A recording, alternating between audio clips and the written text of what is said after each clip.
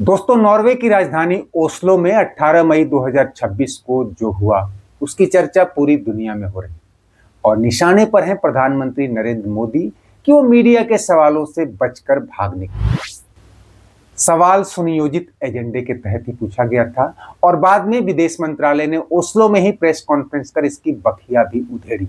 लेकिन आज हम इस वीडियो में कुछ ऐसे तथ्य बताने वाले हैं जिनसे साफ हो जाएगा खुद को लोकतंत्र, मानवाधिकार और प्रेस फ्रीडम का झंडा बरदार कहने वाले इन पश्चिमी देशों के दिल में भारत जैसे बड़े लोकतंत्र और विकासशील देशों को लेकर कितनी दुर्भावना भरी है, जबकि तमाम तरह की रैंकिंग पर खुद को अव्वल बघारने वाले देशों के भीतर की सच्चाई इन्हें आईना दिखाने के लिए काफी। भारत के एक जिले के बराबर जनसंख्या और क्षेत्रफल वाले देश जो अपनी वैश्विक लूट के माल पर अमीर हुए हैं, शायद ये नहीं जानते कि 150 करोड़ आबादी, अनेक धर्म, जातियों और भाषाओं वाले देश की चुनौतियां इनसे कितनी अलग है।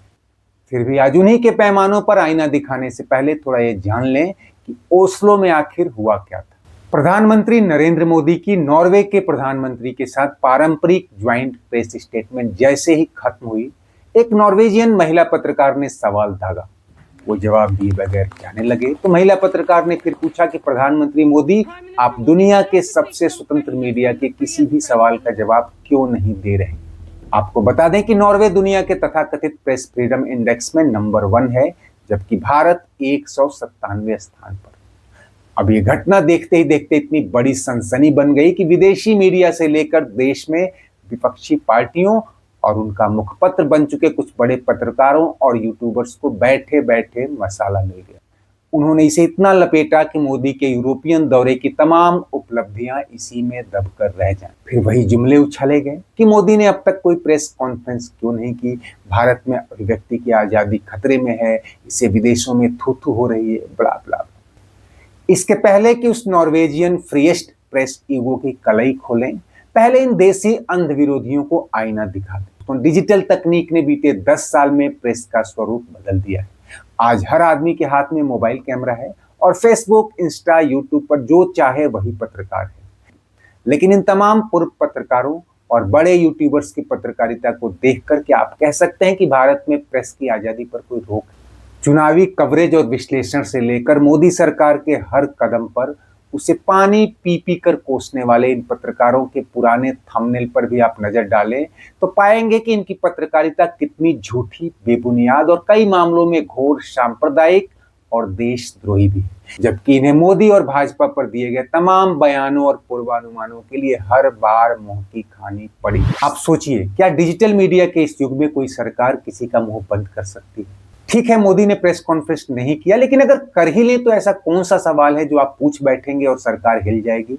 अरे भाई, 24 घंटे रातों दिन निरंतर एक पक्षीय राग अलापने के बाद भी अगर आप सरकार का एक रोंवा तक नहीं हिला पाए तो उस पीसी में ऐसा क्या हो जाएगा कि तूफान मच जाएगा?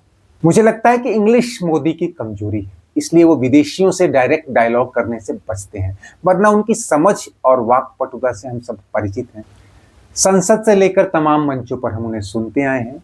ऐसे में अब तक सैकड़ों इंटरव्यूज देने के बाद एक प्रेस कॉन्फ्रेंस करने को इतना तूल क्यों दिया जाता है?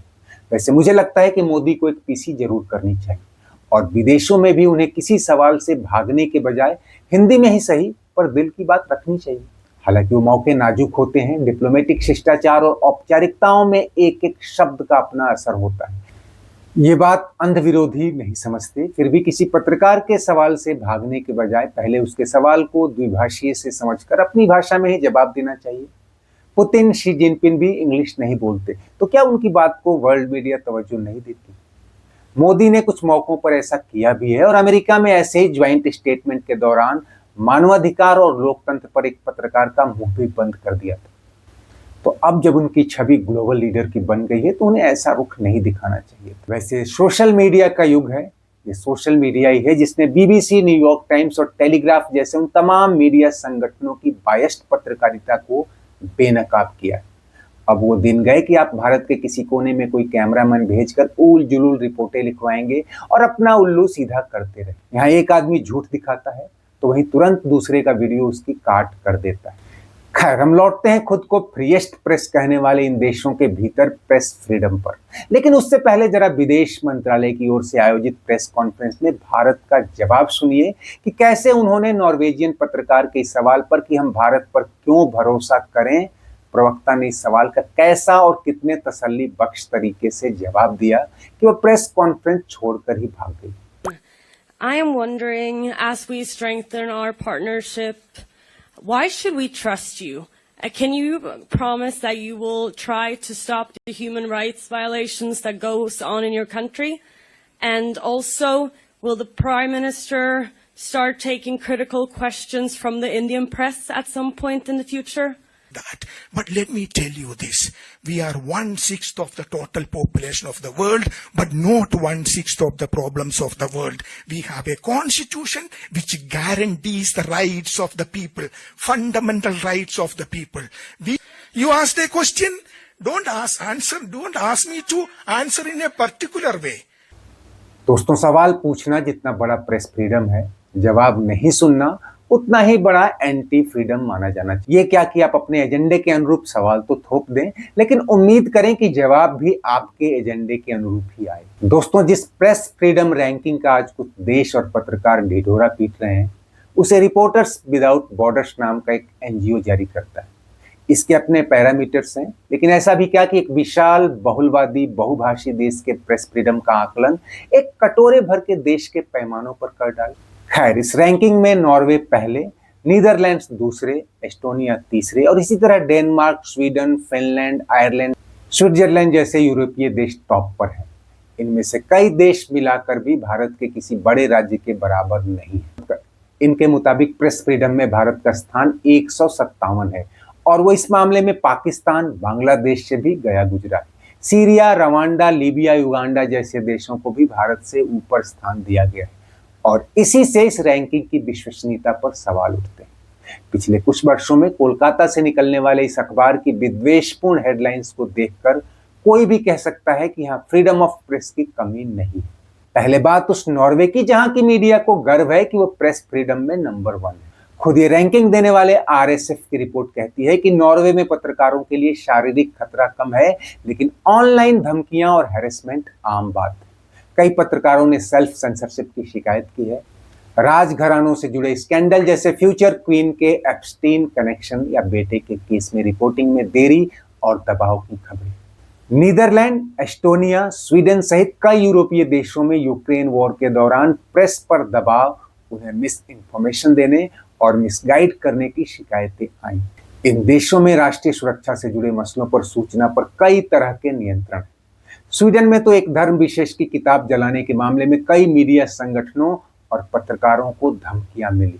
डेनमार्क, फिनलैंड, आयरलैंड, स्वीडन में कई पत्रकारों की हत्या हो चुकी है, जबकि इन सभी देशों में राष्ट्रीय सुरक्षा से जुड़े मसलों पर किसी को भी बेबाक या अबाध रिपोर्टिंग की छूट नहीं है। भारत में जो भी सेंसरशिप है वो राष्ट्रीय सुरक्षा और ऐसे ही संवेदनशील मसलों के लिए है। रह गई बात गोदी मीडिया बनाम चम्मच मीडिया की, तो निष्पक्ष पत्रकारिता नाम की चीज तो कभी थी नहीं और ना ही आज। यहाँ तक कि बीबीसी की तथाकथित निष्पक्षता भी दूसरे देशों में एंटी एस्टेब्लिशमेंट खबरें फैलाने तक सीमित रह गई। भारत में तो अब इसे भारत विरोधी सुनते और देखते। दोस्तों, पश्चिमी मीडिया का रुझान हमेशा से भारत जैसे तमाम विकासशील देशों की नकारात्मक बातों को बढ़ा चढ़ाकर दिखाना और उसी पर आत्ममुग्ध रहना पर करती थी।